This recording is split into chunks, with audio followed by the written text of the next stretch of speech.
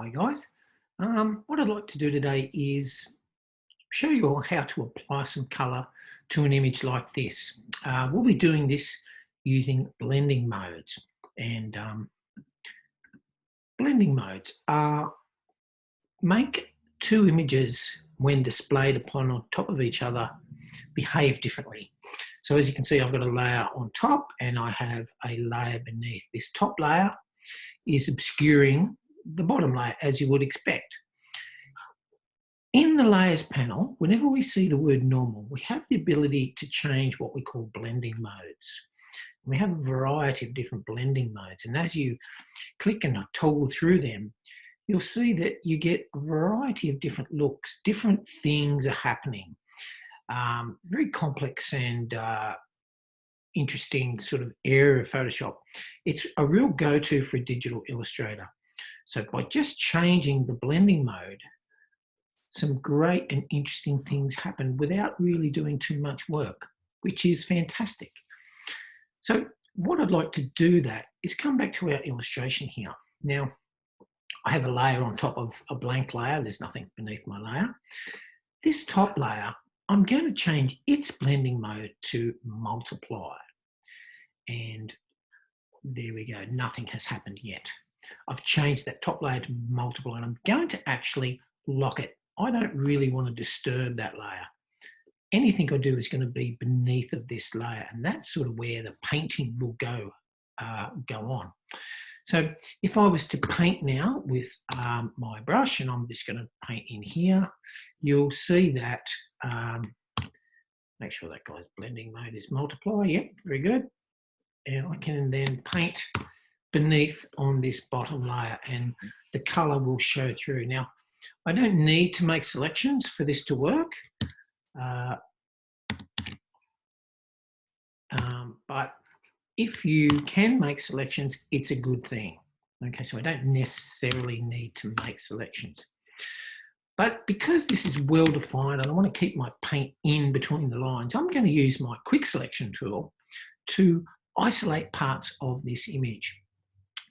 And what I'm going to also ask is that you have all layers sampled, so that's sampling all layers. That's ticking that box right there where you can see. So I can now go ahead and start to pick up these areas of the fellow here. So I'm getting closer, get it closer to this, and I'm just using my quick selection to select parts of the skin. Okay, so I'm just going through. Lovely, lovely. Picking up the green. I think it's going to be green. I think that's what these guys are. That might be green all through here. One thing about the quick selection is make sure that when you're using this tool that your profile stays within the size of the shape that you're trying to select. So it's got to stay within this boundary. It's got to stay in there. And you can change the profile of your selection tool by clicking the two square brackets next to the letter P, up and down, or left and right, I should say. And that's going to reduce or increase the size of your selection tool. And there I go. I'm just picking up those areas that I think I want to select. And maybe I'll pick up this part of his head, like so. That's pretty good. I think I've got that. Just also be aware if you do pick up sort of too much and you want to remove an area, perhaps I wanted to remove his teeth, I'm going to reduce the size of my profile, and I'm just going to hold Option, and that's going to allow me to remove from my selection. So I'm just refining. Maybe I'll move his eyes, so that's from the selection. Just zooming in and out till I feel like I've got a pretty decent selection. I'm thinking that's pretty good. If not, we can always fix that up. So once I've got a nice selection, let me get my brush, and the shortcut for brush is B for brush. Pick your color. I think these guys are going to be greenish. And I'm using a nice soft brush, and I'm just going to be painting into those areas. And those are defined by the area of that selection, that quick selection. So we're painting through there and making sure that, of course, you're painting beneath the multiplied layer, painting on the multiplied layer. Because it's got a bit of form, this fellow, I might just grab a slightly darker tool, maybe make my brush size looks about right, and I can just add a little bit of shadow where I feel like it might need a little bit of form, just to describe the form a little bit better. There I go, looking good. There's my selection and painting. So I'm adding a little bit of paint where the shadow should be. That looks all right. I'm going to go through this. That's not too bad. I'll carry on. I might pick up the background, so I might just pick up that background part of the scene, if you like. So I've got the background, picking selections, and remember, you're always painting on that bottom layer. That's the key. Just keep checking that you're painting on the layer that you want it to paint on. I'm going to get my beaver brush. This is my shortcut again. And I want to increase my brush size, Same shortcut. Next to the letter P, you have some square brackets.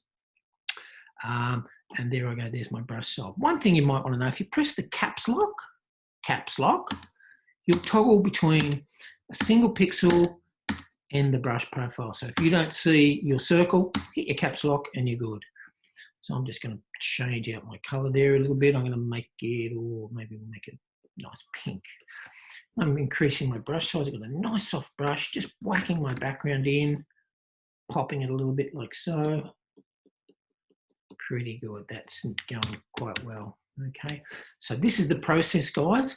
Making selections from parts of your image. Remember, I've got all that sample or layer selected, and I'm just isolating if I can. And as I say, it's not strictly necessary making selections, but this way it saves a bit of time. You're not having to sort of erase too much. So there's this part of the image.